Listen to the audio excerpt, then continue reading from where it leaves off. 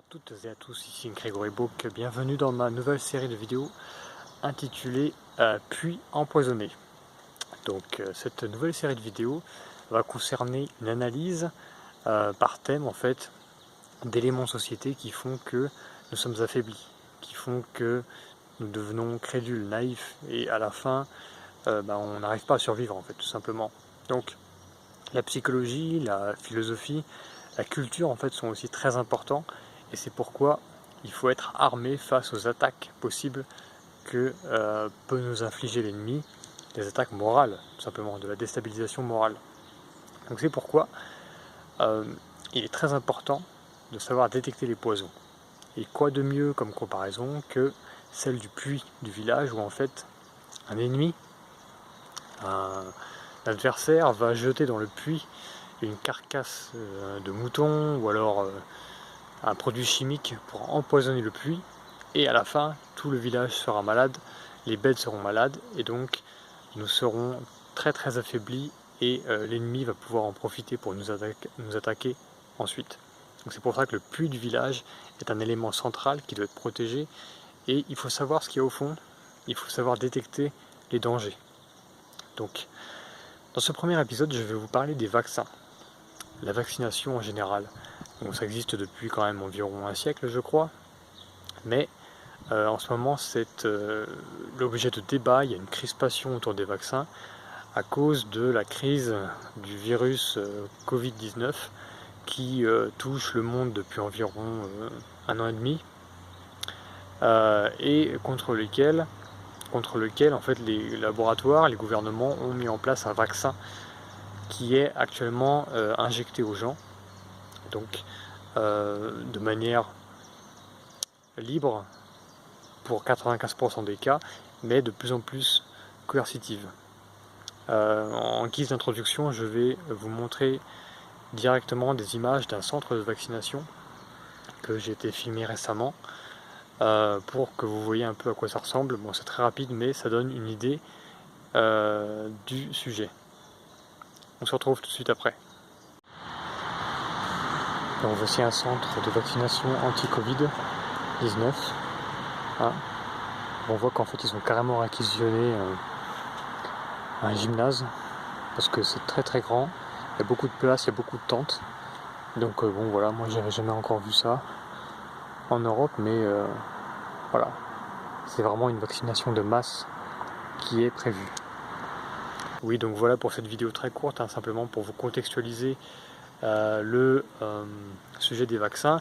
On voit donc ce grand bâtiment qui en fait est un gymnase qui a été réquisitionné par les autorités pour faire de la vaccination à l'intérieur. Il y a énormément de place, il y a une grosse capacité de vaccination à l'heure et voilà, donc les gens entrent avec leurs papiers, avec leurs masques, se font vacciner et ressortent peut-être soulagés de pouvoir retrouver une vie sociale, puisqu'en fait on se rend compte que les gens font quand même plus le vaccin pour ne pas subir les mesures liberticides qui sont édictées par les gouvernements, plutôt que se protéger contre cette maladie qui, en l'occurrence et jusqu'à présent, n'est létale principalement que pour les gens âgés qui ont déjà d'autres pathologies. Donc c'est quelque chose d'assez étrange qu'on vit actuellement. Là on est le 17 juillet 2021.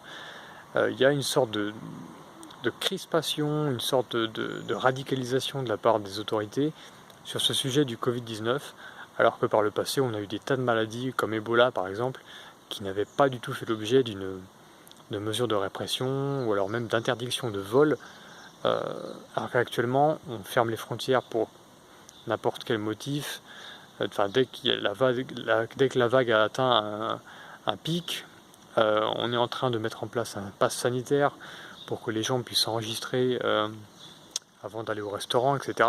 Bref, il y a vraiment une volonté mondiale, coordonnée, de la part d'entités, de vacciner les gens en masse. Donc c'est l'occasion de faire une vidéo sur ce sujet-là. Donc ça s'applique à n'importe quel autre vaccin, cette vidéo. Ça peut être aussi par exemple par rapport aux 11 autres vaccins qui sont obligatoires en France pour les enfants, s'ils veulent aller à l'école, donc l'enfant, le bébé même, qui n'a que quelques mois, doit recevoir sa première dose d'injection directement dans les veines, voilà, pour avoir son carnet vaccinal à jour.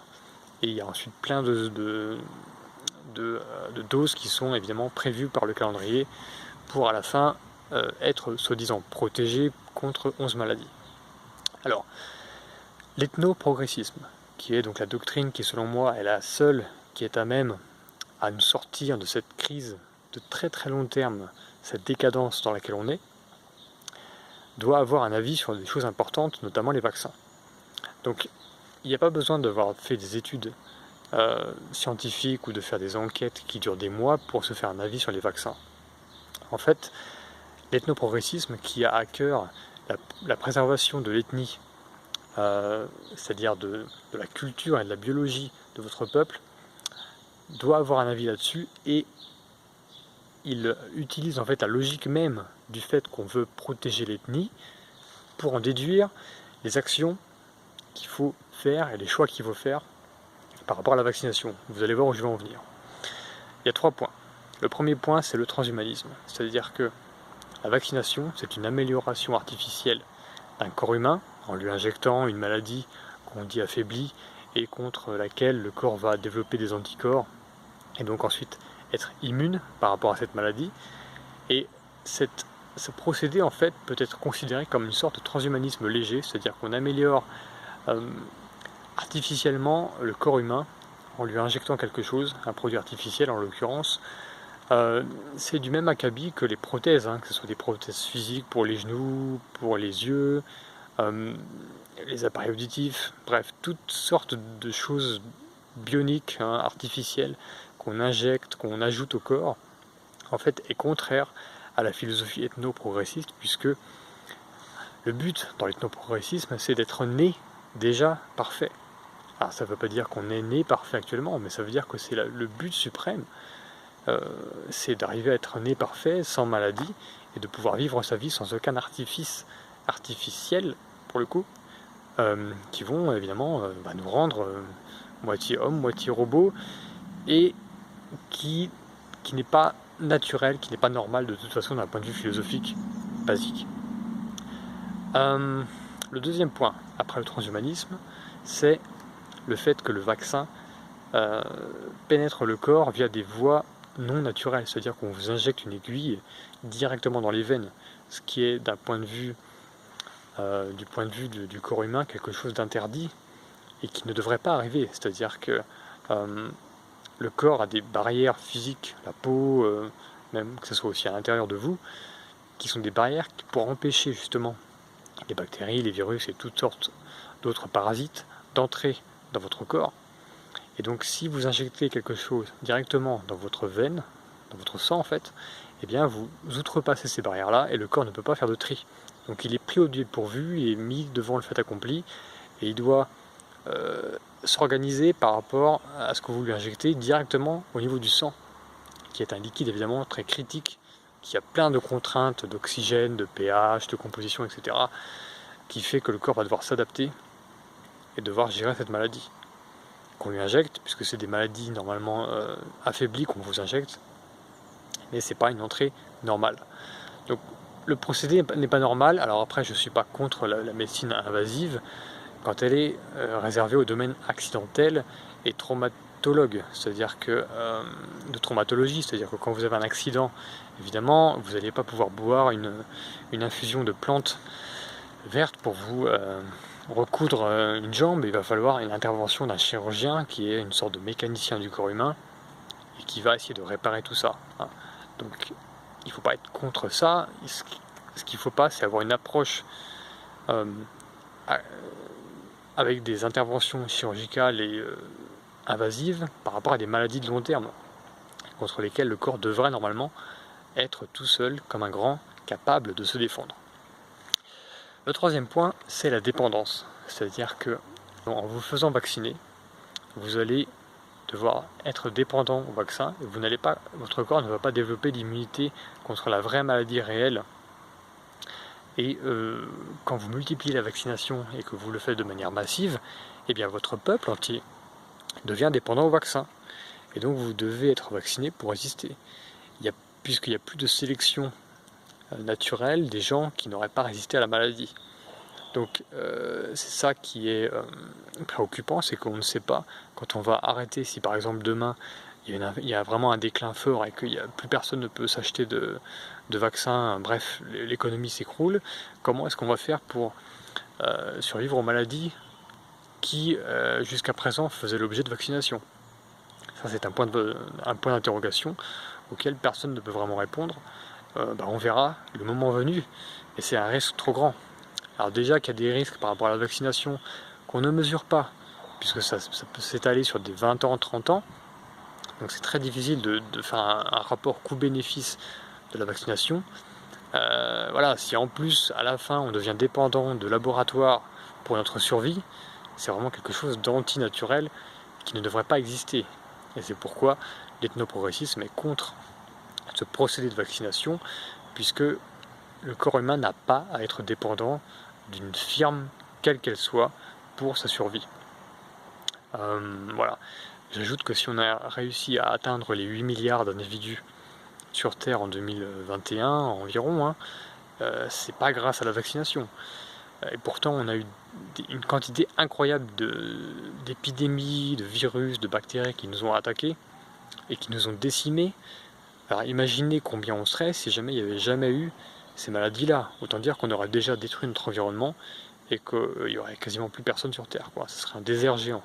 Donc les maladies font partie de l'ordre naturel, comme la vie, comme la mort, comme la reproduction, comme le cycle des saisons, etc. C'est une composante contre laquelle le corps doit pouvoir lutter lui-même.